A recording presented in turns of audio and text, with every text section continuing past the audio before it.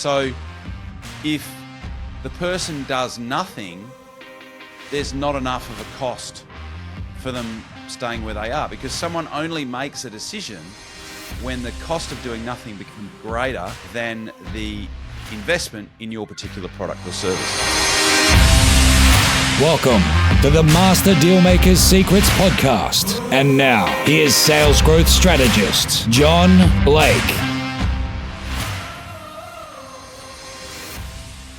Welcome to Master Dealmakers Secrets. I'm John Blake. This is episode 226. And today we are going to be talking about the three biggest reasons why your pitch is failing. Why people that you are talking to about becoming a potential client are not converting into an actual client. So I am sure that you will get a lot of gold out of what I'm going to cover off on today. If you, in the meantime, have got leads you've spoken to that haven't converted, don't give up, because I've got a resource for you. It is at johnblakeaudio.com. What you'll get there is my PDF guide with every single thing that you need to know in terms of what to write in your emails to clients that haven't converted yet, and when to call and what to say when you call, and most importantly, when to call and when to email over a 90-day period. What you'll also get is a 15-minute audio that walks you through the entire strategy. This is the exact strategy that I install in the clients that I work with in the high-ticket work that I do with clients to install and re-engineer their sales process. So it is at johnblakeaudio.com. Go grab it, put it into practice, and let me know how it goes.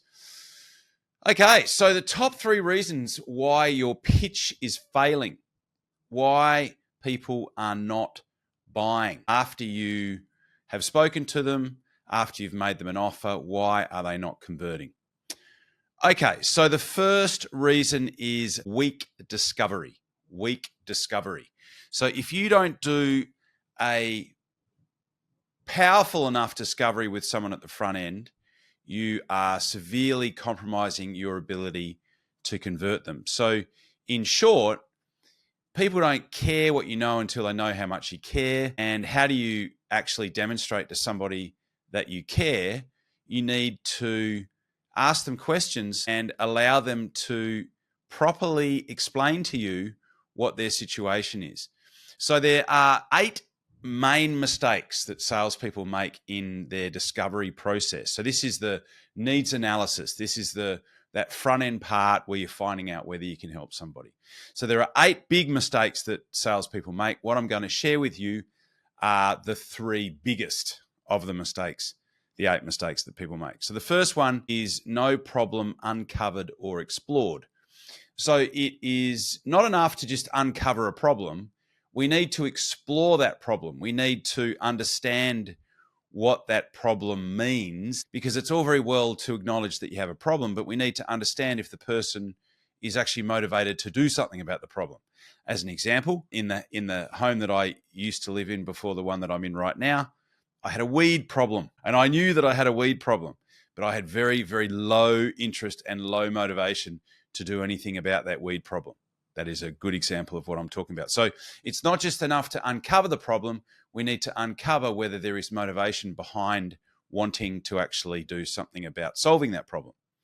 So no problem uncovered or explored is the first of the 3 biggest of the 8 main mistakes that salespeople make in their discovery process. The second one is no solution uncovered or expanded. So again, it's not enough to understand where someone wants to go or what someone wants to fix in terms of solving the problem that you're talking to them about.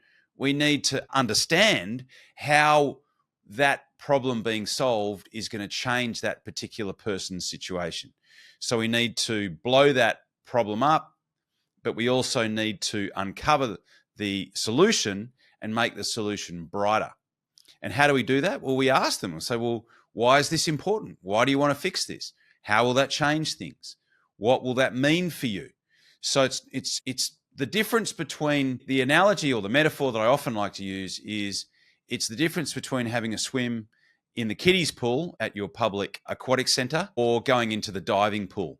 That's the difference. A surface level conversation happens in the kiddie pool. Sales level conversation where someone's actually motivated to make a change, that all happens in the deeper end of the pool. So that is the second. So the first one is no problem uncovered or explored. The second is no solution uncovered or expanded.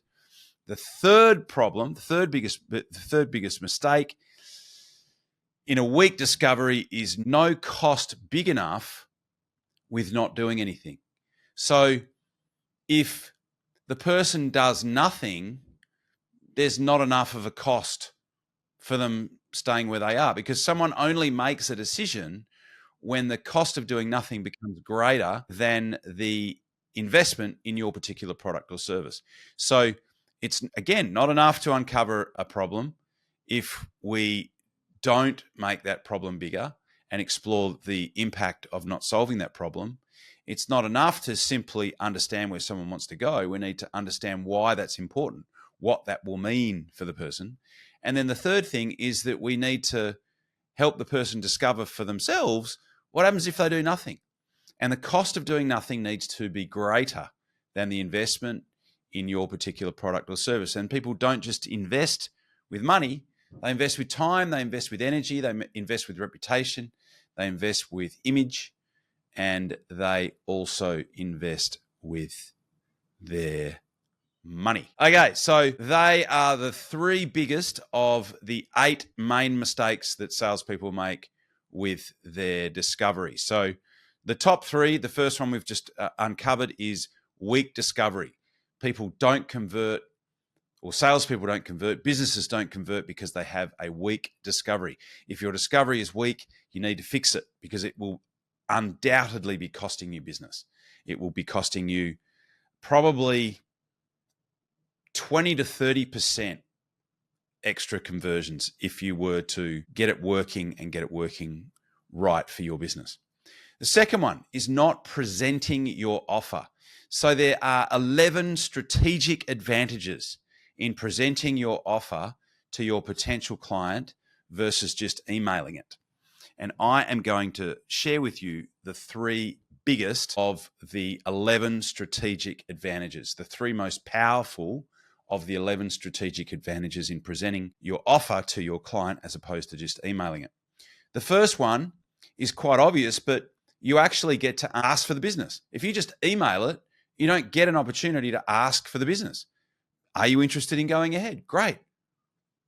You don't get to ask that if you just email it. The second one is that you get to recalibrate if something has changed. This happens all the time. So in a situation where a potential client is getting 3 quotes, they might talk to you and tell you what they want. And so you put a quote together based on what they told you that they wanted. Then after they speak to you, they speak to potential vendor number 2 and potential vendor number 3. Now, in their conversation with potential vendor number 2 or potential vendor number 3, they might decide that they don't want something that they actually told you that they wanted. However, when they get your offer, your proposal, your quote, and they compare it with the other 2, yours is going to look more expensive because yours has the thing that they said they wanted at the time when they spoke to you, but the other 2 offers that they got from the other 2 suppliers don't have that thing in it. But they'll forget that and they'll just look at the price. And if you present it, you get an opportunity to recalibrate if there has been something that has changed in that particular client's brief or the outline that they have decided that they want. So you get an opportunity to recalibrate if something's changed. The third one is that you get to set the next contact point. Like I said, there's 11 strategic advantages in presenting your offer to your client as opposed to just emailing it. The 3 main ones, the 3 big ones, is that you get to ask for the business. Second one, you get to recalibrate if something's changed since they spoke to you, and you put your offer together. And the third one is that you get to set the next contact point, which means that you don't lose control of the process. So you present and then you say, are you interested in going ahead? Yes, I am. Great. So you could confirm that particular person's choice to go ahead on the phone or on the video call, Or you can say, when would you like to continue the conversation? And you can book a time and a day as to when you can talk to them again, where they can let you know what they would like to do, whether they are interested in going ahead or not interested in going ahead. And here's the thing, 80% of telephone calls go unanswered. So if you don't set a contact date, there's only a 20% chance that you're going to get through when you call them. If you set a contact date, you are so much more likely to get hold of them on the phone, and they can let you know what they want to do, whether they want to go ahead or whether they don't want to go ahead. So to reiterate, there are 11 strategic advantages in presenting your offer. The three biggest ones are you get to ask for the business, you get to recalibrate if something's changed, and you get to set the next contact point. The third reason why your clients aren't converting is because you aren't following up. Okay, so even if they don't convert straight away, you've still got an opportunity to convert that business if you follow up. What we know is that 44% of salespeople give up after one follow-up.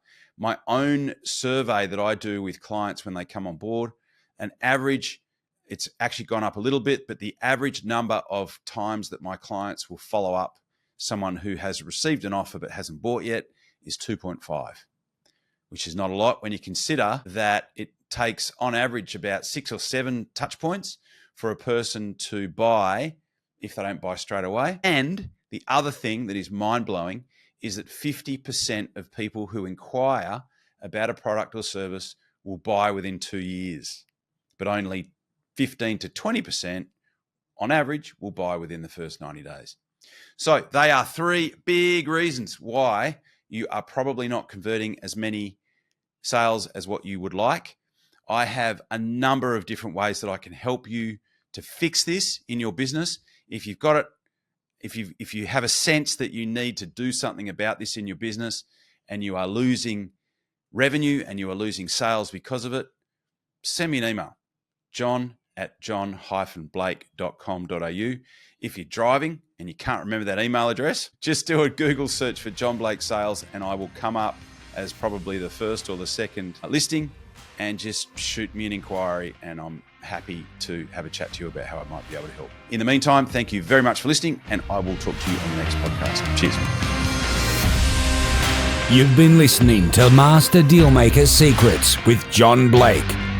Subscribe to get more in-depth strategies and maximize your sales process with new episodes every other week. And double your inquiry to sale conversion with the lead flow you already have. Go to johnblakeaudio.com for his exclusive, free, no-fluff audio training and companion PDF guide.